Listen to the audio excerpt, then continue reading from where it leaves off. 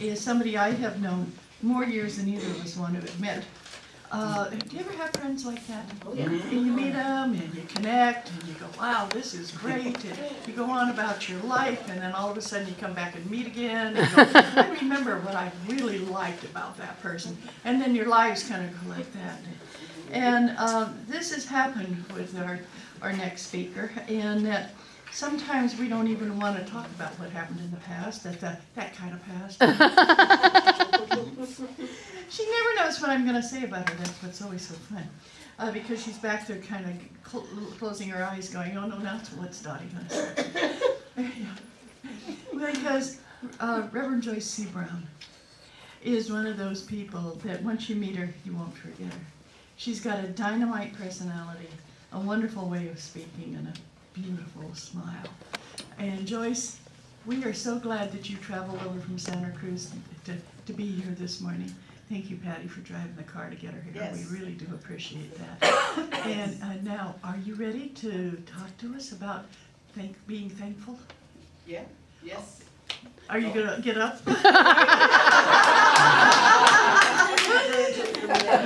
Thank you so much. I was gonna do it from back there. Just as I said that, she just took another drink and just kind of looked at me. I was trying to avoid it. But you didn't let me. No, here you are. Okay. Now, you brought notes again. Does that mean anything? Doesn't mean anything. Totally means nothing. Yeah. But you have to have your safety blanket. That's right. Good morning. Good morning. Every day, I'm thankful. So it's not just Thanksgiving that I am thankful for, though it's a wonderful day to be thankful for. It all depends on your perspective. But I'm thankful every day. And I don't know when it began being thankful every day. I just know that I am. And that I look at each day as something that I want to be a part of, even when I'm grumpy. Yeah. Every so often it's just grumpy. You go find a sunspot, you become a cat, and you say words that you cannot repeat in service.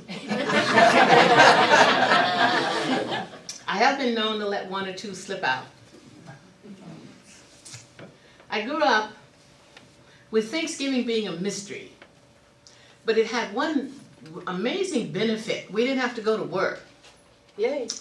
You know, when you work farms, Yeah. things like that, cotton, corn, cattle, and you don't have to go to work. You go to bed knowing that there's going to be this magic happening because your mother has been making we used to call it the camel cake. It's a burnt sugar cake that people from out of Mississippi call it caramel. It's camel. Let me just clear this one. I thought it was caramel. It's camel. We had no R. So it's caramel. It's a camel, but you gotta be like you. Say it the right way. Yeah, special. Pronunciation. So we had this camel cake with pecans, not pecans. You see, it's an amazing thing. When I first said pecan, everybody laughed. I said, why? What's up with this? And they said, well, I had a more southern accent then, but just go with it. And they laughed, and I said, well, what's wrong with pecans?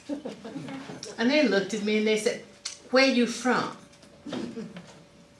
I said, what's wrong with, I used to get into my fighting mode pretty quick. I was 12, 13. I come from Mississippi. If you had to fight, you fought. So I was in California and those girls were serious. So they was messing with me. I said, we do not eat pecans. We eat pecans. And we put them on the camel cake. So I knew we were going to have a wonderful time. And then there was the pound cake. And then there was goose or turkey or something like that. We had all of that stuff. And then there was just all the family, all 12 of us. There wasn't anyone missing from that particular group of Browns. You see, we were all there. And then there were neighbors who didn't have food, so it was my job to take them baskets of food. I would go, Miss Rosie would come across and hang out with us. She lived across the road. You know, you just come over there. Then there was the Hales down there, and I would take the food. And they would always say, thank your mama.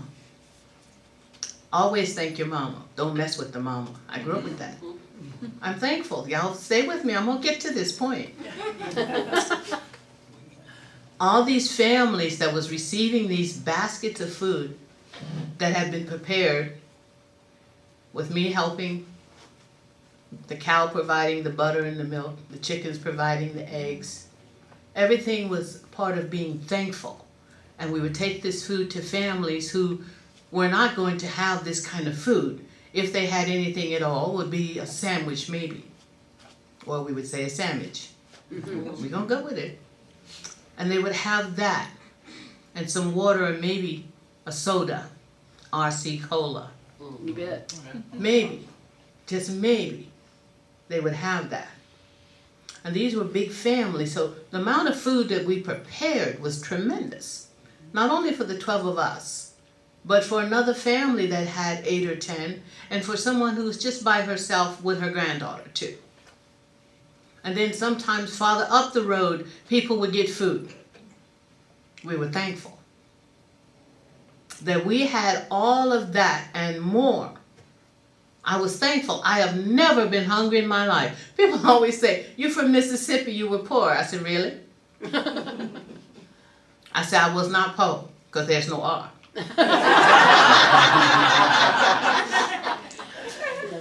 And they said, "What?" I said, "I was not poor." I said, I might say I was hungry. That's because I wanted to eat something.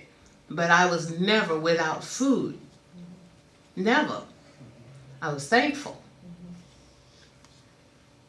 And so when you have all you need and you feel safe, I had an amazing father. I never felt afraid of nobody because I had Daddy. So I'm thankful that there are these amazing memories. Some of them aren't as wonderful as others, but I can tell you this. Every Thanksgiving up until a certain age in my life, no matter where my brothers and sisters were, we all met at the family's house for Thanksgiving. They would get there somehow. They would get there. You're being thankful. And you're coming from your heart and soul. It's not about something called Black Friday. I never could figure that out. I said, well, why would it be called that? But then there's its business. It wasn't about going out and shopping. It was about coming and sitting down and eating and talking and sharing. Even if you didn't have a turkey, you had something, because there was going to be a ham somewhere. There was going to be some yams and squash and black-eyed peas. There was going to be some canned soup. There was going to be good food to eat. Cornbread? Thank you very much. Oh, yeah. Seriously, cornbread. Seriously. Oh, yes. Yeah, don't forget the collard greens. Seriously. Don't even talk collard greens. Oh, my word. I tell you, that it was just awesome. Cornbread in itself was like, I don't know what that was like. With that fresh churned butter on there. Uh-huh. You know what I'm talking about. We're being thankful here. Mm-hmm. And hungry. And thank you. We're going to take care of that. When we put it all together and we look at our thankfulness, we realize that we have so much to be thankful for every day, and it's important not to forget it. In the midst of everything, to realize that there's someone who likes you. See, people don't always have to love you. People are caught up in that. I'm into this love thing. I really think it's a wonderful thing. But you really need to say it because you mean it. Somewhere in here, I wrote that. I know it's in there. If you're going to tell me you love me, mean it, but don't tell me if you don't, because I will know you don't, and you're pretending. And you don't need to pretend love. That's Hollywood's job. That's people writing books they want you to buy job. But when you're talking to somebody you know, and I say to you, you know I really like you, don't get upset.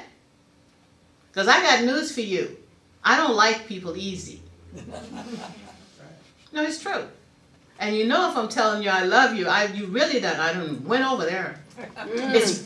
I really feel it. When I say to someone I like you, that's very important to me. It's sincere and I mean it. I tell you I love you, it's sincere and I mean it. I'm not playing games. I'm not saying things so that you will accept me, because I don't live for that. If you don't accept me, that's fine too, because that's your choice. But I am thankful that I have learned all the things I have learned in this lifetime. And I have had the courage to forgive what I didn't want to keep. I am thankful. You have to put it all together and realize that if you're being thankful, be thankful that you have let go of hurts and pains and sorrows from wherever they came, because I tell you, I have said it before and I will say it again, that's heavy. That is so heavy to carry, because it interferes with life and it makes it hard to be thankful when you're busy being upset and angry. I put that in here somewhere too. It is really difficult to go through life being thankful when you're going through life being very upset and angry about whatever life is, or whatever someone has said, or what someone has done. Or growing up, I learned that the hard way. Most of you know all of my stories, but I can tell you this. When I discovered at the age of 24 why my mother did what she did to me, it took me till I was the age of 32 to let it go. I heard it from her mouth. She knew I knew. It wasn't one of those things like, I think I know. I knew. So why did it take me that long to become forgiving so I could really embrace my thankfulness? Because I didn't want it to be true. She only spoke her truth. Now, what am I supposed to do with it? It's her truth. So by the time I was 32 and letting it go, I had gone through some stuff with the big S. I didn't let that other word out. I had gone, you heard it though. I had gone through some amazing stuff. And I had brought most of it on myself. I would say about 99.9% of it. The other 1% was just me struggling to get out and to be good to me. Somehow I wanted pain and suffering. Am I being thankful? I don't think so. I wanted someone to have said that they liked me, least of all loved me. Did I get that? No, I did not. So I'm holding on to something that serves me not. Thanksgiving is every day. If it's only going to be because we're going to do something to a couple of turkeys and some hams and stuff, then we've got a problem. We've got a tremendous problem. When you are thankful every day, you don't need turkey and ham. Okay? For those who want to fast, do it. Those who don't eat that kind of stuff, fine. Do your thing. But it is not predicated upon this one day. That, I'm going to tell it up. Okay, here it is. Uh-oh. Uh-huh. In 1621, they are saying, it's when all this was supposed to be happening around Thanksgiving. At the same time in 1621, the first shipload of Africans coming to this country came in as itemized cargo. So what the hell am I being thankful for? I can use the H word because it's in the Bible. Location. I'm going to create a new chapter and call it Joyce C. Brown. Verse 1. Book one. Book 1, verse 1. In Joyce C. Brown it says, you can say the hell word. So what am I holding on to? I have a history that says my ancestors were seen as cargo. And yet, we celebrated with a lot of energy Thanksgiving because families came back together again as we knew our families to be from wherever we had been scattered. When the cousins found and the nephews found and the sisters and brothers found, we came together to say we were thankful that we had family, that we knew where they were, and we were going to celebrate that day. And what did we do? We sat around peacefully, we talked, we ate, we told stories. I learned some new stuff from my father. He told wonderful stories. I learned to be thankful, not because of something that was done, because I cannot undo that. But I can be thankful for what I became and what I am constantly evolving into every day. That I can be thankful for. I can be thankful for the fact that I do not carry hatred in me and resentment and rage and anger, but I do come from what I feel is real for me. Somebody said to me one day, "You're angry." And I thought, well, no, not really. I wasn't angry. I said, well, why am I angry to you? They said, well, because the way you're talking. I said, oh. I said, my strength makes you uncomfortable then. That's right. You betcha. I said, well, so be it. I'm going to be me.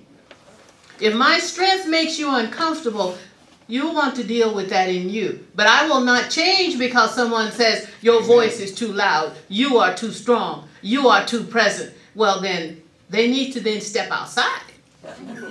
And perhaps they need to go in another direction because this is not the path for them, for me. I will not change for anybody. I have learned how to be me in the midst of some really rough stuff. And I'm standing here to tell you, I am thankful that I learned how to do that. You see, otherwise I would be very angry.